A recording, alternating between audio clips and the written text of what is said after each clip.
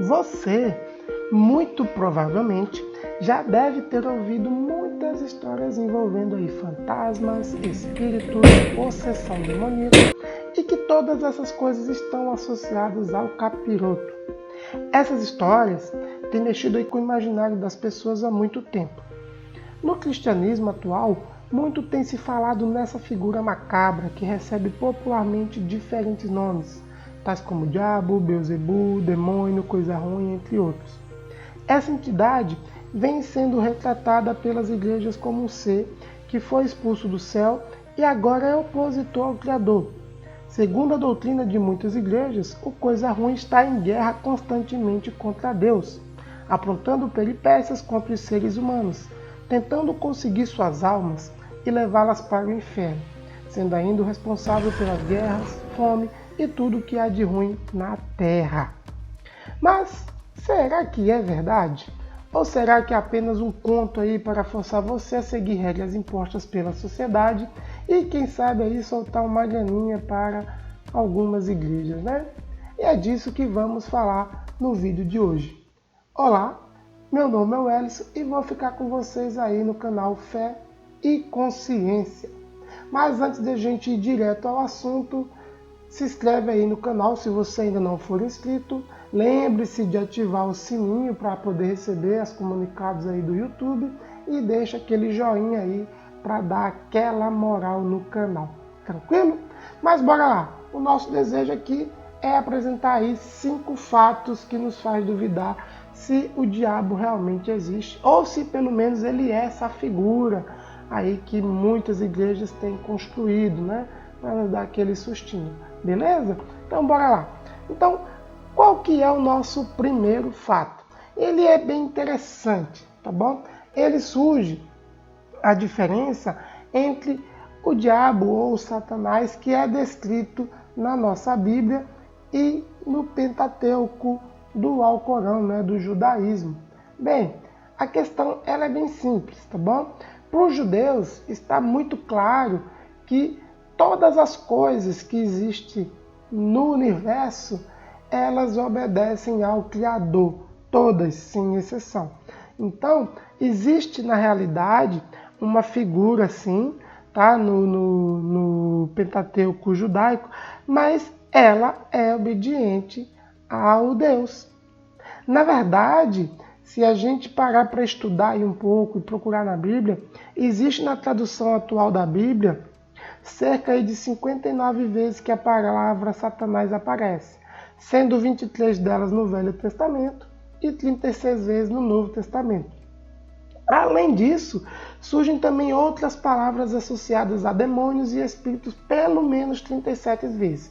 Mas isso aí é um assunto para um outro vídeo, tá? Eu vou deixar um card aí para vocês, né, de um estudo bíblico e futuramente eu devo colocar novos vídeos relacionados a esse assunto, tá bom?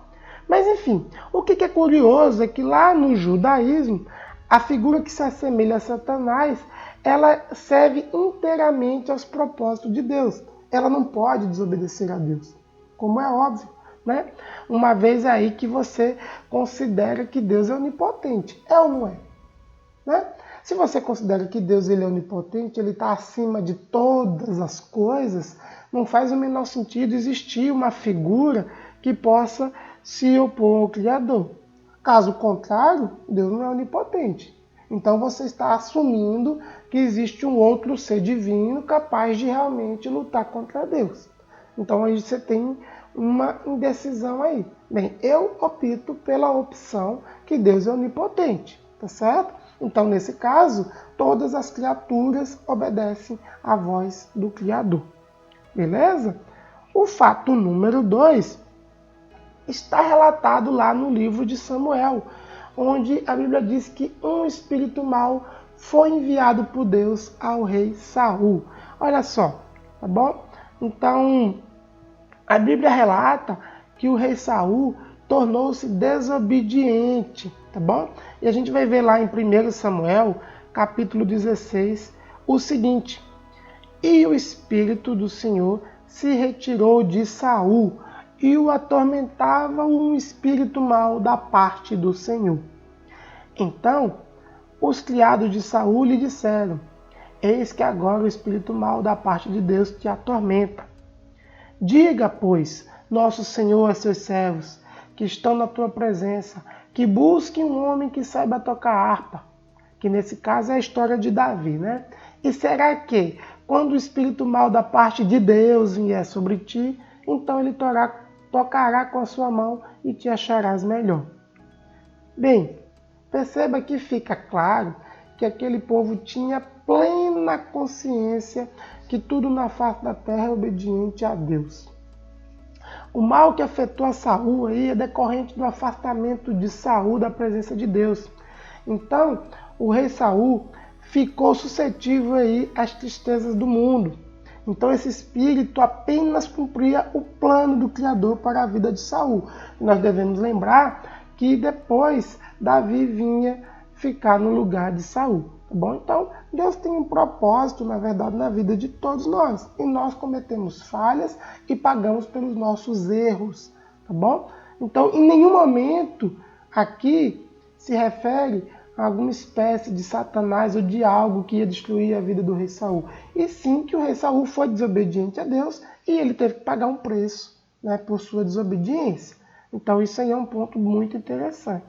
Então, olha que coisa interessante. Eu vou deixar uma passagem para vocês, né, que surge lá no livro de Tiago, que fala o seguinte contra as tentações, que é muito falado, né, que nós somos tentados, não sei o quê. Olha lá, o que diz Tiago. Ninguém, sendo tentado, diga, de Deus sou tentado, porque Deus não pode ser tentado pelo mal, e a ninguém tenta, Deus não tenta ninguém, tá certo? Mas cada um é tentado quando atraído e engodado pela sua própria concupiscência, tá bom? Ou seja, pelos seus desejos impuros, né? Você tem os seus desejos aí, libertinos, enfim, então você acaba provocando algo ruim para sua vida pelos seus próprios desejos, certo? Ok. O fato número 3 também é uma coisa muito interessante, porque a gente vai ver um relato lá no livro de Jó, em que o Satanás pede permissão a Deus para tentar contra Jó. Olha o que diz lá no livro de Jó, tá bom? E um dia em que os filhos de Deus vieram apresentar-se perante o Senhor, veio também Satanás entre eles. Olha o que eu tenho aqui no plural. Olha que coisa interessante aqui, ó. Note aí, ó, que os filhos de Deus vieram à presença dele. Logo, Deus possui filhos, tá bom? Segundo o Antigo Testamento aí.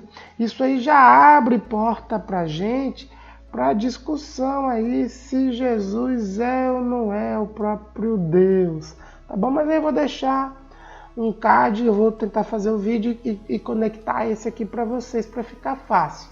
Mas já é uma discussão interessante, mas vamos deixar quieto essa questão por enquanto. Mas olha, os filhos de Deus vieram apresentar-se perante o Senhor, tá bom? Então, o que acontece, tá?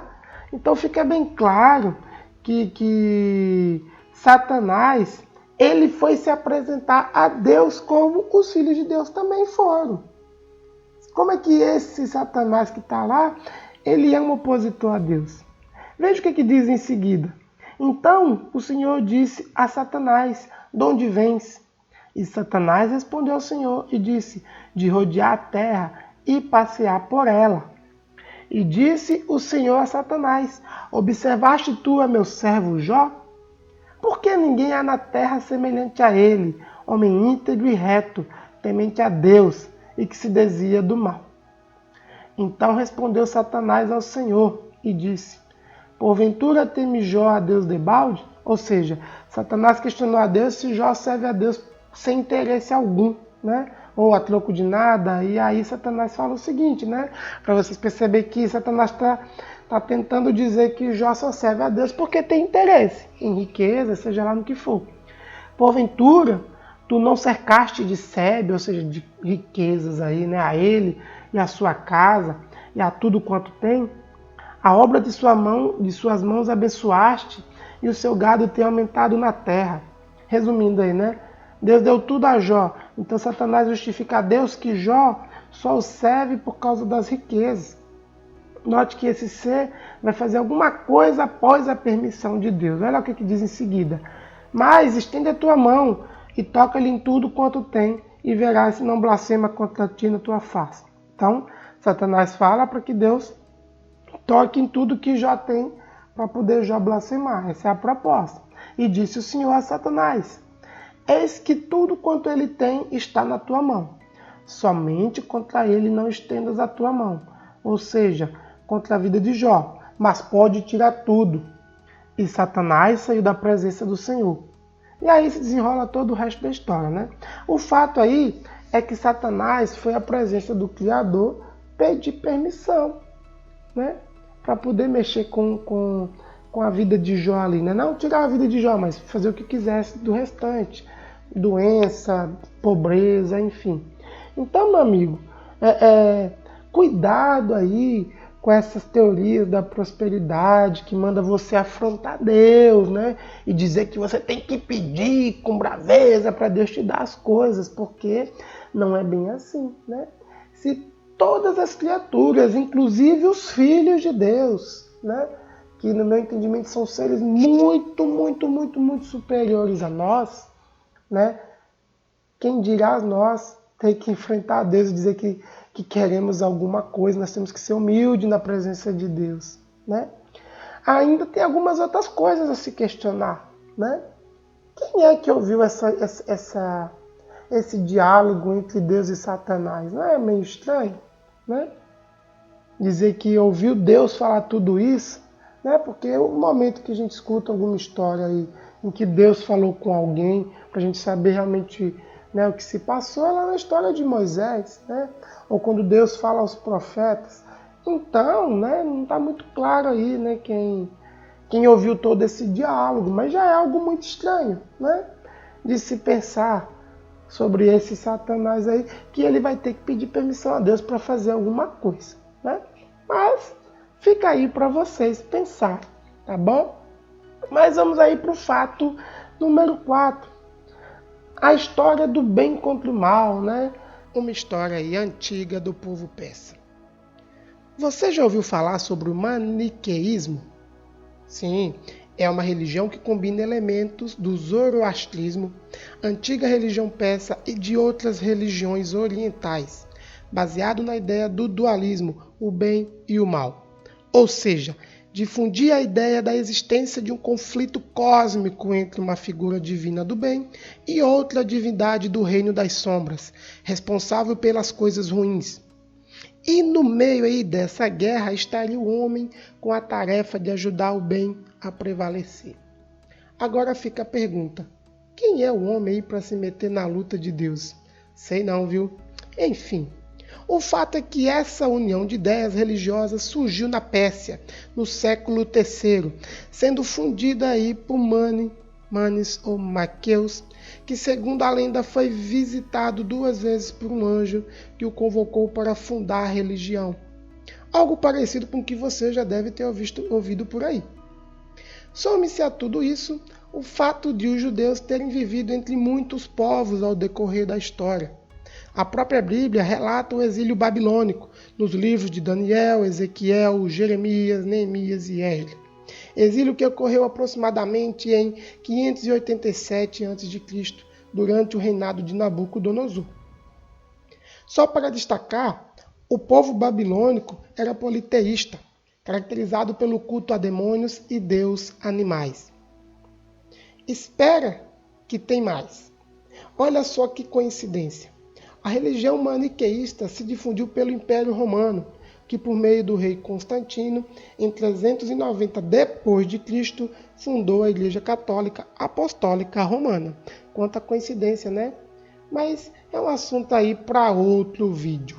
Beleza, então vamos aí para o nosso fato número 5. Então, o diabo tenta Jesus. Vamos lá ver o que fala isso. Ó. Então, a Bíblia também ela relata para a gente, né, da tentação do diabo, da tentação do diabo a Jesus, lá em Mateus capítulo 4.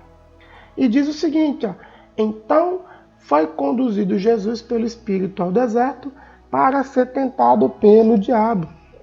Perceba que o Espírito já conduziu Jesus com um propósito claro, para que o Cristo fosse tentado.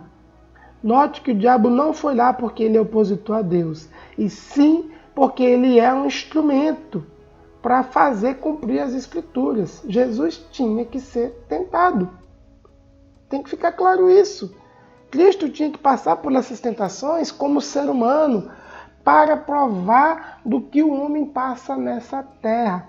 O Satanás, que se conta lá na história de Jó, para a gente fazer aqui uma ligação, ele é a figura do acusador, aquele que mostra os nossos defeitos e não um opositor a Deus. Então, existe uma figura que nos mostra os nossos defeitos ao Criador, tá certo? Então, isso é algo importante. Bem, então, meus irmãos, fica muito claro, né, que, na verdade, existe aí alguns pontos falhos nessa discussão aí do devorador, do diabo, esse cara aí que destrói a vida das pessoas. Na verdade, Cristo deixa muito claro, né, que nós somos responsáveis pelos nossos atos aqui na Terra, né? Não existe uma figura que vai lá e faz a gente fazer algo errado. Na verdade, ele mostra para a gente opções e a gente escolhe a pior, muitas vezes, né? Ou escolher o caminho certo. Então note que o diabo, ele vai lá tentar Jesus. Ele não vai fazer Jesus fazer nada que Jesus não quer. Ele vai mostrar lá, olha, tu pode fazer isso aí, que é melhor para você. Pra você sair dessa situação. Você faz se você quiser. Então existe uma figura de acusação para mostrar nossas falhas, mostrar enquanto nós somos pecadores, enquanto nós nos desviamos da palavra de Deus. Mas a Bíblia, pelo menos no Velho Testamento, não mostra sinais nenhum da existência, né, dessa figura que se opõe a Deus. O que é muito esquisito, né? O que é muito esquisito, de repente surgir um Novo Testamento, uma figura que se opõe a Deus, não é não? Porque veja só, você já parou para pensar qual que é a origem da história da Bíblia, né? Desse livro que nós consideramos ele como sagrado? Eu vou deixar isso como uma discussão aí para o futuro, tá bom? Por isso que eu peço para você se inscrever no canal, para você receber. Logo, logo estarei fazendo esse vídeo. Se você tiver interesse, deixa os comentários. Aí quanto mais comentário tiver, eu vou perceber o interesse do pessoal. E aí eu faço um vídeo sobre isso, tá? Mas é bem interessante a gente entender como é que a Bíblia que nós usamos hoje, ela, né, foi construída. E aí a gente começa a se indagar se ela realmente é sagrada ou não, né? Porque a palavra de Deus, ela é sagrada. Agora, os instrumentos que supostamente usamos e dizemos que são inspirados por Deus, podemos questionar, né?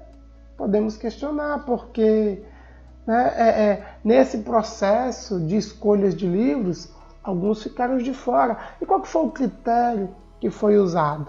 Por que só aparece essa figura aí que se opõe a Deus no Novo Testamento?